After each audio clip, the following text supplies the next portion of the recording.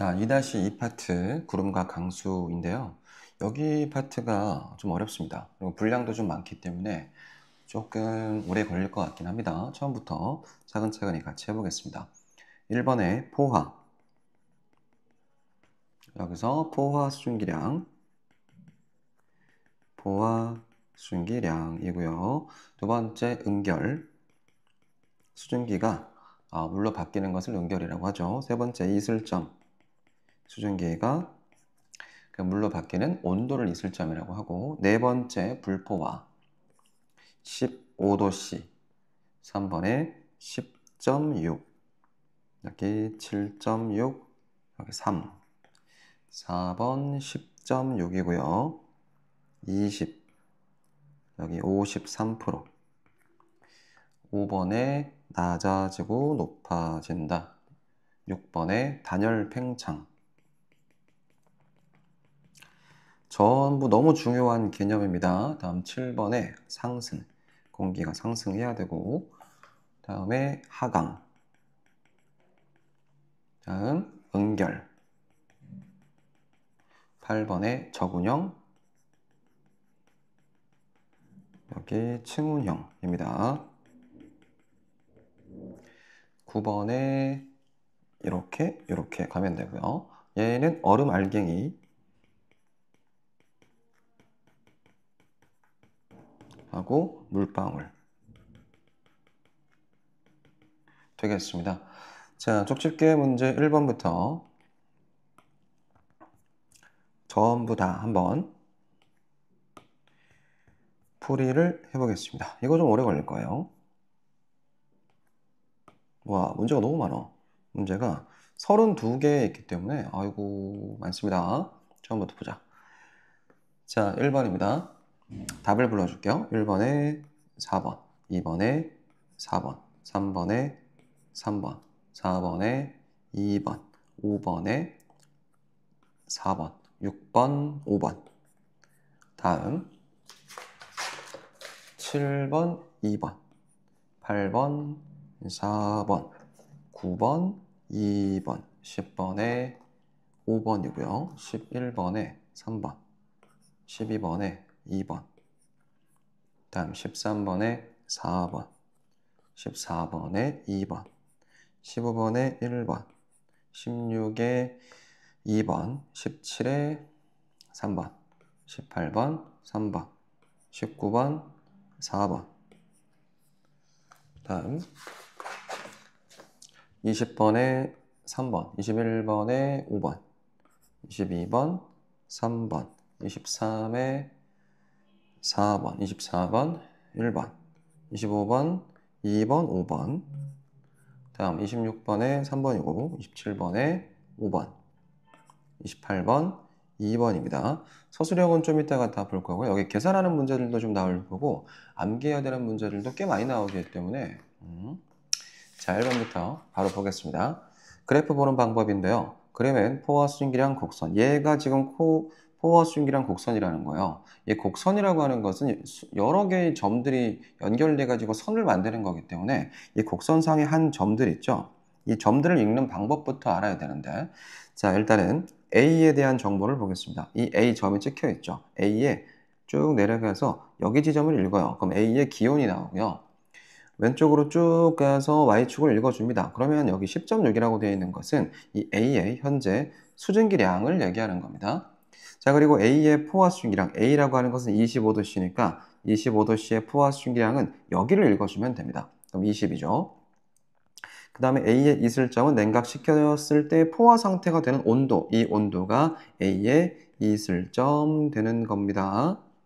자, 현재 포화 수증기량 곡선의 아래쪽에 있기 때문에 이 A는 현재 불포화 상태라고 볼 수가 있겠습니다. 불포화 상태. 포화 수증기량은 A는 20g, 맞죠? 20g이 포화 수증기량이고요. 현재 수증기량 혹은 실제 수증기량은 A 왼쪽 쭉 따라가서 여기입니다. 얘의 A의 실제 혹은 현재 수증기량이라고 볼 수가 있어. 10.6g입니다. 맞아요. 1kg 안에 들어있는 양, 맞죠? 자, 기온을 20도씨로 낮춘다는 겁니다. 여기서 쭉 낮춰서 20도, 여기까지 낮췄어요. 낮추면 포화 상태가 된다. 틀렸습니다. 포화 상태가 되려면 온도를 15도씨까지는 낮춰줘야 포화 수증기량 곡선에 올라타는 거기 때문에 그때 포화 상태가 될 수가 있겠어요. 틀렸어요. 포화 상태를 바꾸려면 적어도 15도씨까지는 내려가야 됩니다. 수증기 9.4g을 더 공급했을 때 수증기를 더 공급한다는 얘기는 여기죠. 현재 10.6g의 수증기를 갖고 있는 상태인데 9.4g을 더 추가로 공급한다는 것은 여기 점으로 올라태우겠다는 겁니다. 그러면 20g이 되기 때문에 9.4 해주면 포화 상태가 되겠죠. 맞습니다. 틀린 거는 4번이었어요. 자, 이 이슬점에 대한 설명으로 옳지 않은 거 2번입니다. 자, 이슬점에서 상대 습도는 항상 100%. 맞습니다. 포화 상태가 되는 온도를 이슬점이라고 하기 때문에 점이라고 나오잖아요. 점은 무조건 온도를 의미하는 거예요. 맞습니다. 이슬점에서 무조건 100% 포화 상태입니다. 포화 상태가 습도가 100%거든요. 자, 수증기가 물방울이 되기 시작할 때의 온도 맞습니다. 공기를 냉각시켜서 포화 상태가 될 때의 온도이다. 전부 다 맞아요. 전부 다 이슬점에 대한 설명입니다. 자, 공기 중에서 포함된 수증기량이 많을수록 이슬점이 높아요.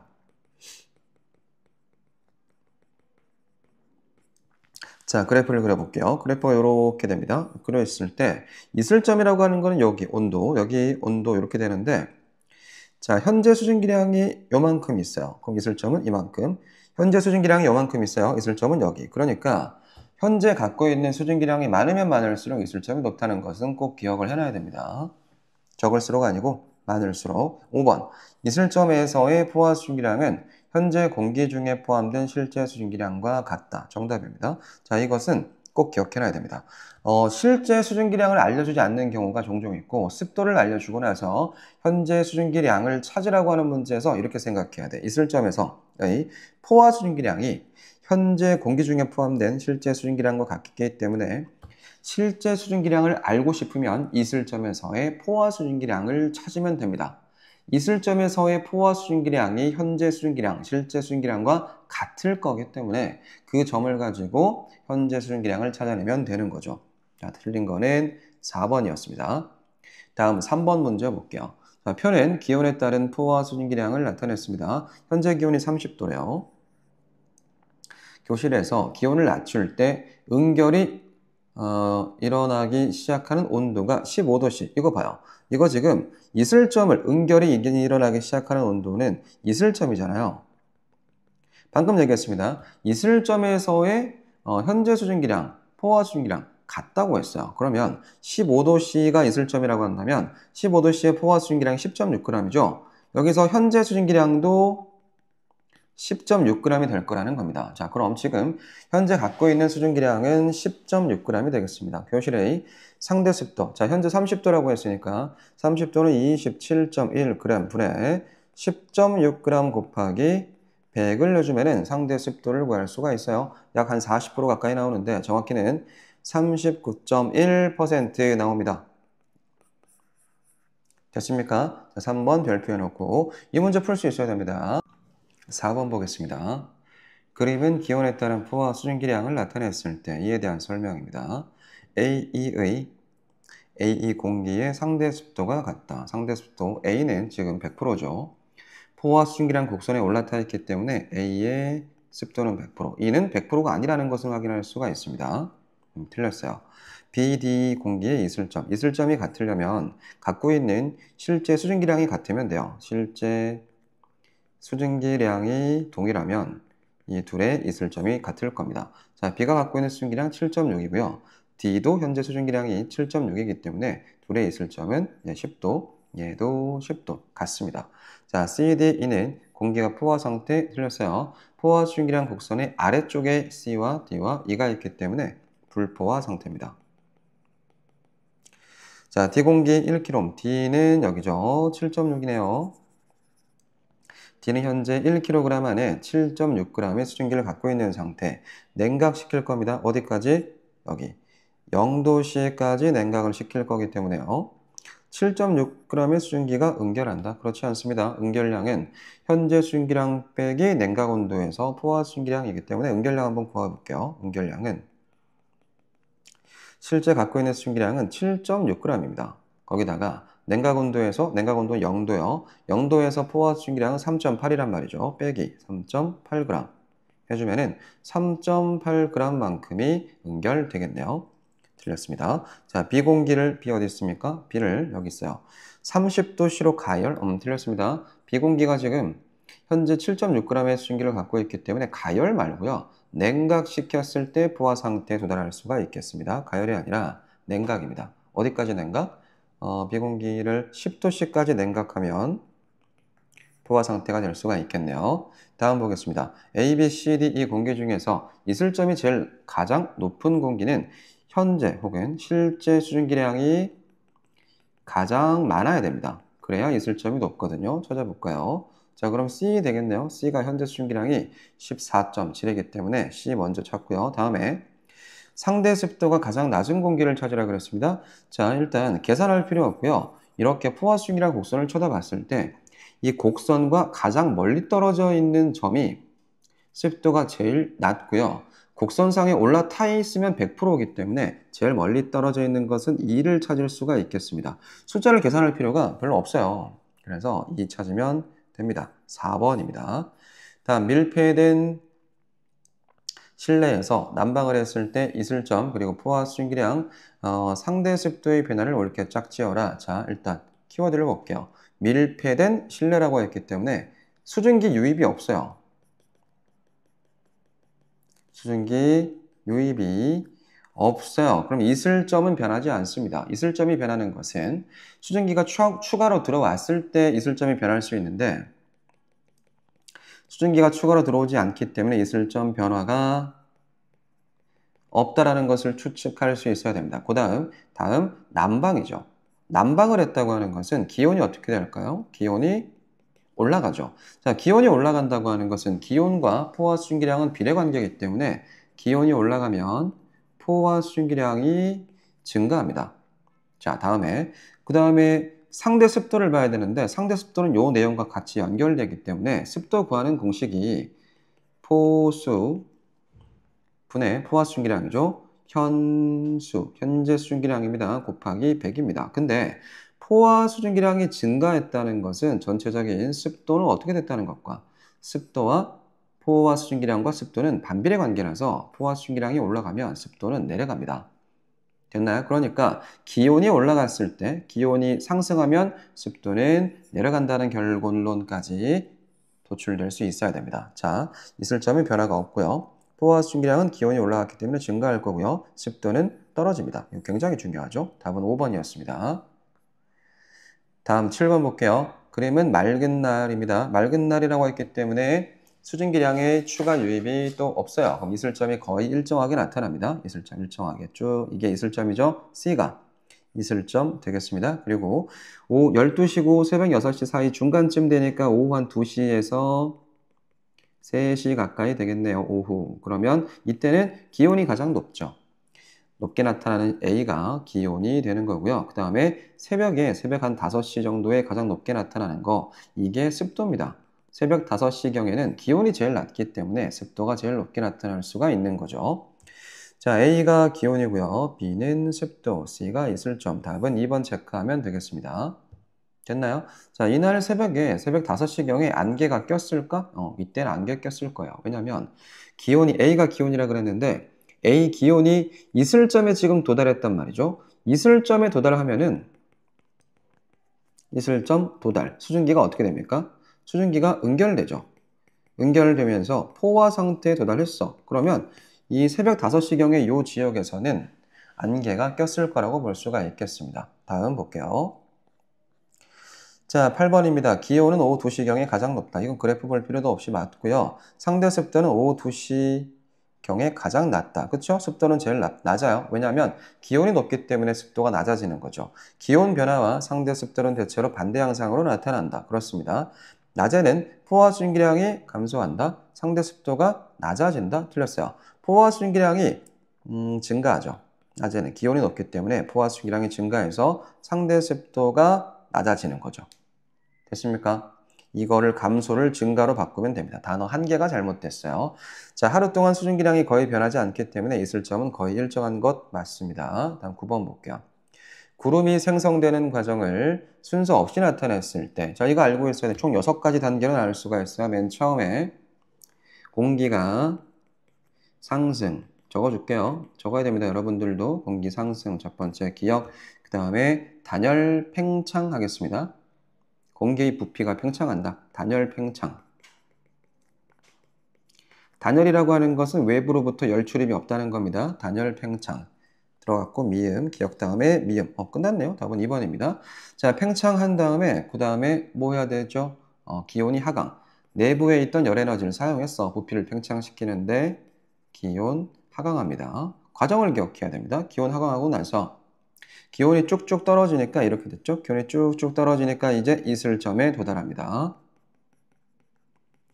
이슬점에 도달하고 나면 이때부터 수증기가 응결되겠죠. 이슬점 도달했다는 것은 수증기가 액체, 물로 바뀐다는 거니까 응결되고 그 다음에 구름이 생성 이렇게 6가지 단계로 나눌 수가 있겠다. 하나, 둘, 셋, 넷, 개, 5개 나왔고 응결 부분은 이슬점 도달 부분이 지금 빠져 있기는 합니다. 답은 2번입니다. 10번 볼게요. 그 다음에 공기가 상승해서 구름이 생성되는 경우가 아닌 것은 일단 공기가 올라가려면 따뜻해야 됩니다. 따뜻한 공기가 입자 운동이 활발해지기 때문에 부피가 팽창해서 위로 올라갈 수가 있어요.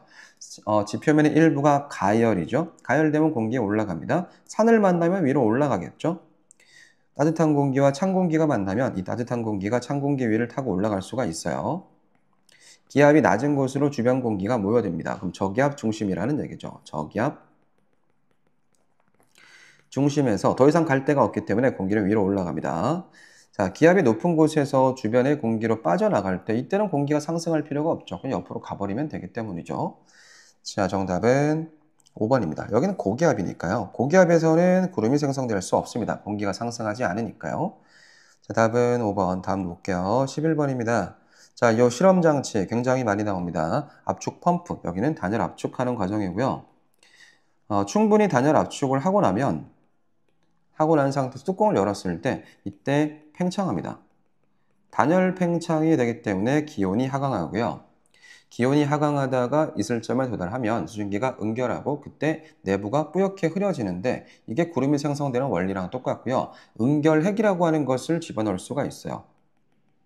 응결핵, 향연기 이런 걸 응결핵으로 사용하면 응결이 더 잘 됩니다. 그래서 구름이 더 많이 생성될 수가 있다. 자, 가에서 틀렸어. 가 말고 나에서 뿌옇게 흐려지죠. 나에서 플라스틱병 내부의 공기가 팽창한다. 단열 팽창이죠. 맞습니다. 가와 나 내부에 기온 변화가 있어요. 여기는 기온이 상승, 얘는 하강 되겠습니다. 구름이 발생하는 원리를 알아보기 위한 실험 니은 리을 답은 3번. 다음 플라스틱병 내부의 향연기 응결핵, 그래서 수증기의 응결을 도와주는 응결핵 역할을 한다 그랬죠. 이거 나머지 다른 것들은 볼 필요가 없어요. 이것만 기억하면 됩니다.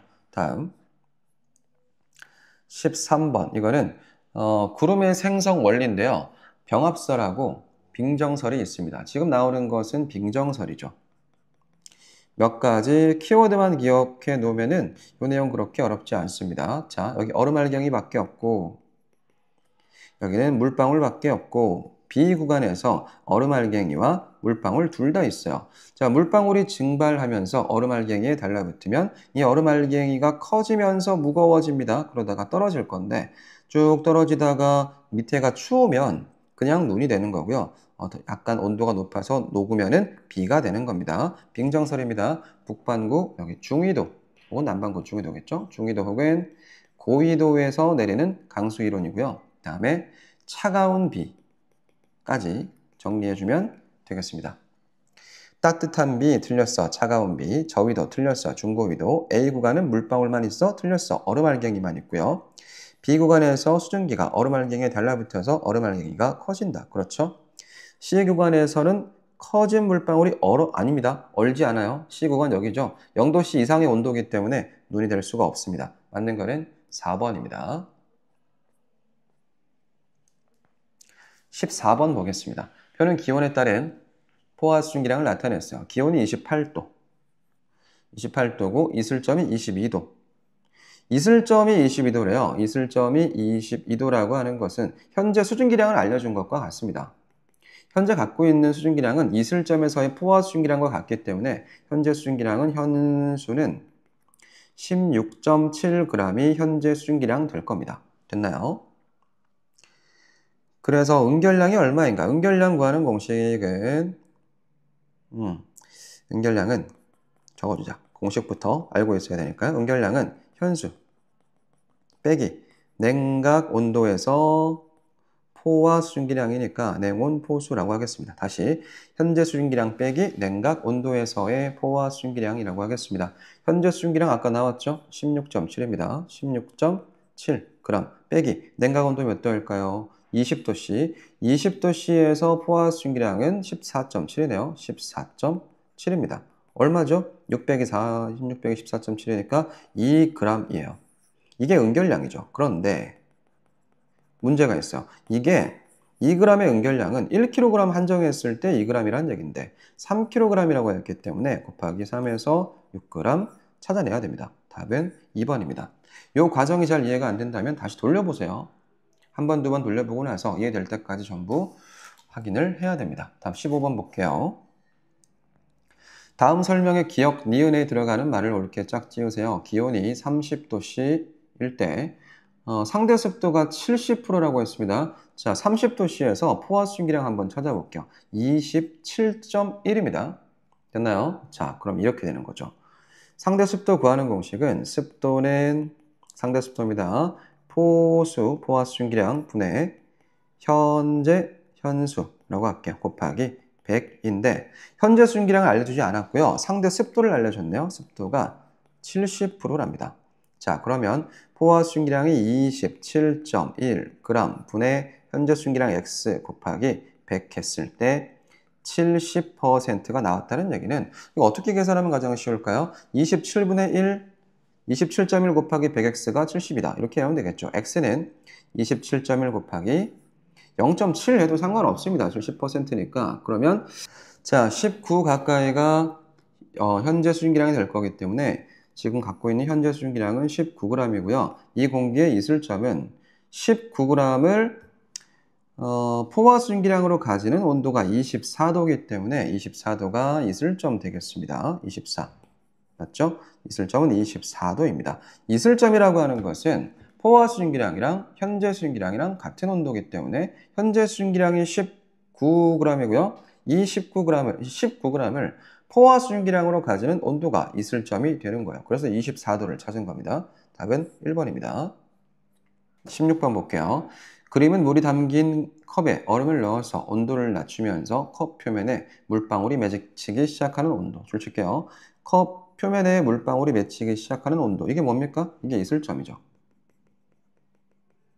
이슬점을 측정하기 시작했다. 20g, 14.7, 10.6, 7.6 해서 뭐를 알아보기 위한 실험인가? 이슬점. 끝. 다음. 실험실의 기온이 현재 25도씨랍니다. 25도씨. 이고 물방울이 맺히기 시작한 온도가 20도씨. 습도가 얼마인가? 자, 25도씨에서 포화 수증기량은 25도씨.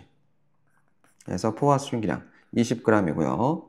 그 다음에 현재 수증기량 찾아야 되는데 현재 수증기량을 찾기 위해서 물방울이 맺히기 시작한 온도 이슬점을 알려줬어요.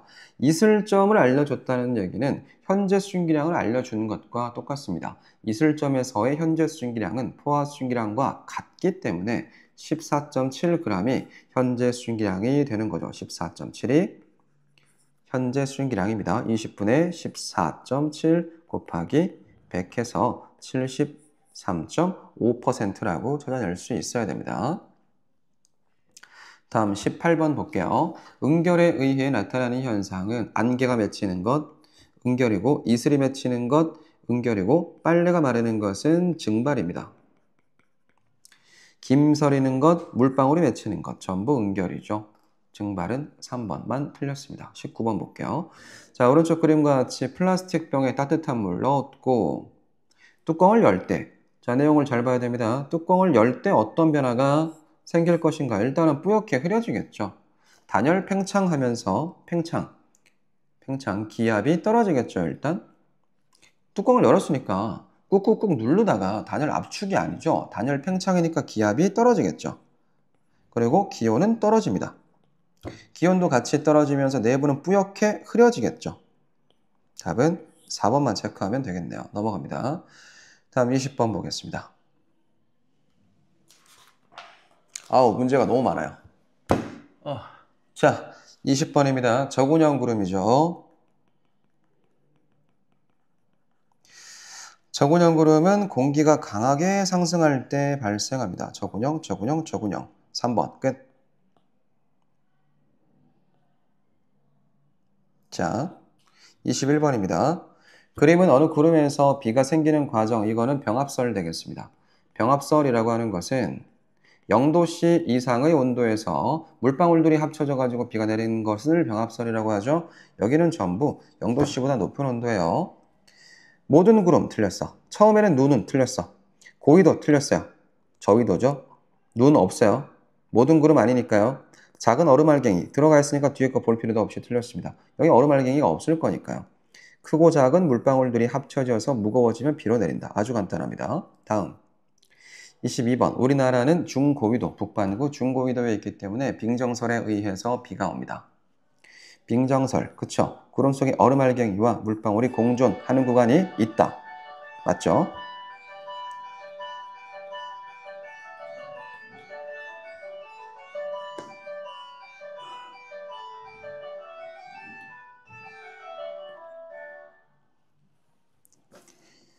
(3번) 구름 속에 물방울들이 합쳐져서 빗방울로 성장. 이것은 병합설에 대한 설명이기 때문에 이건 틀렸어요. 자, 얼음알갱이가 떨어질 때 따뜻한 공기층을 통과하면 녹아서 비가 된다. 맞죠? 지표 부근의 기온이 낮으면 얼음알갱이가 그대로 떨어지고 녹으면은 녹으면은 그냥 비로 내리겠죠. 틀린 거는 3번만 찾으면 되겠습니다. 다음 23번 볼게요. 자, 그림과 같이 두 개의 비커에 같은 양의 물을 담고 비커만 수저로 덮은 다음에 며칠 동안 놓아두었다. 그럼 증발을 막 하겠지. 증발량이 많아지겠죠. 그럼 비커에 물이 많이 줄어들 건데 나 같은 경우는 증발을 하다가 내부의 습도가 높아져 가지고 습도가 100%가 되면 앞에 물방울이 응결하게 될 겁니다. 그러면 여긴 더 이상 증발하지 않을 거예요. 물의 높이는 가가 나보다 많이 낮아진다. 그렇죠. 가의 물표면에서 공기 중으로 나가는 물 분자 수는 물속으로 들어가는 것보다 많다. 그러니까 이거 증발이 나타나는 겁니다. 자, 나에서 물의 높이는 처음에는 낮아지다가 더 이상 변하지 않는다. 그쵸? 맞습니다. 내부가 습도가 100%가 돼서 응결되기 시작하면 그때부터 날아가지 않아요. 물이 증발하지 않습니다. 비커 주변의 공기는 수증기를 최대한은 포함하고 있는 것은 나에 대한 설명입니다. 가는 아니에요. 틀려서 4번이고 이 실험을 통해서 공기 중에 포함된 수증기량에는 한계가 있어. 이것을 포화 수증기량이라고 하죠. 그래서 답은 4번입니다. 24번 볼게요. 자, 그림과 같이 둥근 바닥 플라스크에 따뜻한 물을 조금 넣으면은 여기 증발하겠죠. 증발해서 따뜻한 물의 양이 줄어들었겠죠. 수증기 상태로 있을 거예요. 자, 그러다가 찬물에 담궜어요. 기온이 훅 떨어지기 때문에 이게 뿌옇게 흐려지겠네요. 응결되면서 뿌옇게 흐려진다. 구름의 생성 과정과 동일합니다. 자, 가에서 증발이 일어나서 맑아진다. 맑은 상태 맞고요. 나에서는 응결이 일어나서 뿌옇게 흐려진다. 맞고요. 가보다 나에서 포화 수증기량이 많다. 포화 수증기량은 적습니다. 가에서 기온이 높기 때문에 포화 수증기량이 더 많죠. 가가 더 많아요. 나에서 플라스틱 내부의 수증기량은 증가한다. 이거는 감소하죠. 감소. 수증기가 다시 물방울로 응결되기 때문에 감소합니다. 기억니은이라서 1번. 자, 25번 볼게요. 오른쪽 그림은 기온에 따른 포화 수증기량을 나타냈습니다. A보다 B보다 C가 포화 수증기량이 가장 크겠죠. 그쵸? A, B, C 모두가 같은 값을 갖는 거. 현재 수증기량이 같아요. A와 B와 C가 모두 현재 갖고 있는 수증기량이 같습니다. 그럴 때는 이슬점이 같아요. 이슬점과 잠깐만, 이거 틀렸네요. 2번과 4번이 아니고요. 이거는 2번과 5번입니다. 2번하고 5번. 이슬점하고 실제 수증기량이 같습니다. 답은 2번, 5번입니다. 26번 볼게요. 자, 오른쪽 그림은 구름이 만들어지는 과정. 공기가 일단 상승하고 단을 팽창하면서 기온이 떨어지고 포화 상태에 도달해서 응결되면 구름이 만들어진다. 상승하는 공기덩어리 기온은 낮아집니다. 가에서 공기덩어리는 이슬점에 도달한다? 아닙니다. 나에서 도달합니다. 이슬점에 도달하면 그때부터 구름이 만들어지는 거기 때문에 가는 아직 도달하지 않아서 구름이 만들어지지 않죠. 나에서 응결이 시작된다? 그렇죠. 그러니까 구름이 만들어지죠. 그래서 이건 틀렸네요. 다시 디귿만 맞기 때문에 3번 체크하면 되겠습니다. 27번 얘는 저군형 구름이고 얘는 치군형 구름입니다. 구름이 모양이 다르게 생성되는 가장 큰 원인은 이거는 상승 속도 차이라고 볼 수 있어요. 상승하는 속도가 빠르다? 그럼 높이 올라가고 천천히 만들어진다? 그러면 뭐 치군형처럼 되겠죠. 공기 상승 속도 차이, 기온 틀렸고 응결핵 틀렸고 이슬점, 수증기량 다 틀렸습니다. 공기가 상승하는 속도 차이. 28번 볼게요. 다음은 구름에서 비가 내리는 과정. 크고 작은 물방울. 이거 병합설. 키워드만 기억하면 됩니다.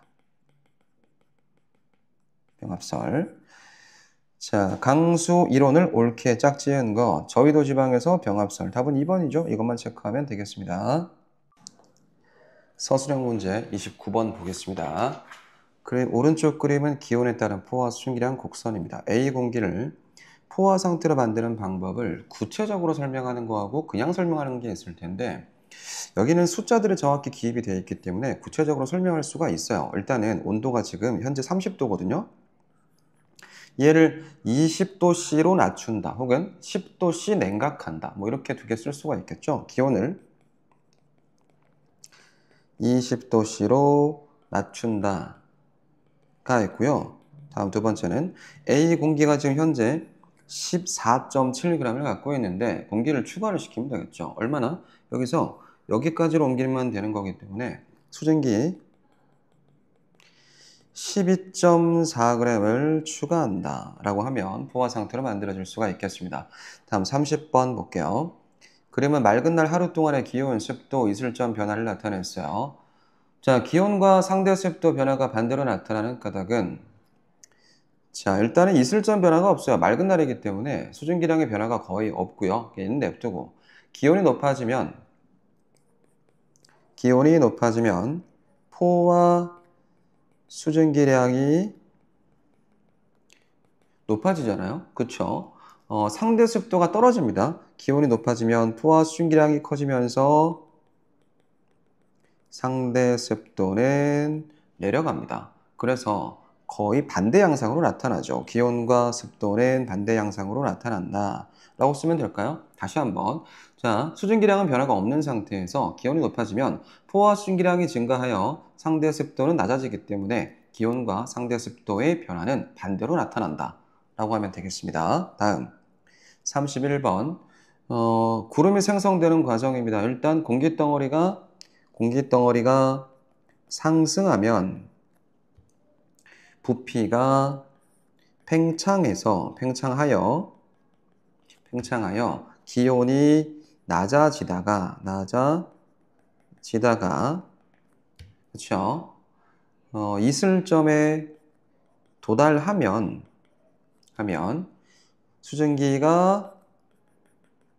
수증기가 응결하여 구름이 생성된다 라고 해주면 되겠습니다. 32번 볼게요. 이거는 빙정설 되겠습니다. 빙정설 중위도랑 고위도에서 나타나고요. 자, 오른쪽 그림을 보고 자, 빙정설 써주고요. 비가 내리는 과정을 서술하라고 했어요. 자, 서술 말로 해야 되겠죠. 물방울에서 증발한 수증기가 여기죠. 여기 0도에서 마이너스 40도 구간에서 물방울에서 증발한 수증기가 빙정이 얼음알갱이입니다. 얼음알갱이에 달라붙어서 얼음알갱이가 무거워집니다. 그렇게 해서 떨어지다가 지표 부근의 기온이 높으면 녹아서 비가 내리고 그대로 떨어지면 눈이 됩니다. 라고 하면 되겠습니다. 다시 빙정서령 쓰지 않을게요. 너무 기니까요. 물방울에서 여기 물방울에서 0도에서 영하 40도씨 구간에서 증발한 수증기가 얼음알갱이에 달라붙고요. 무거워져서 떨어질 건데 바닥에 떨어져서 녹으면 비가 되고 그대로 내리면 눈이 됩니다. 라고 쓰면 되겠죠. 자, 32번까지 봤고요. 2-2 파트는 여기까지 하겠습니다.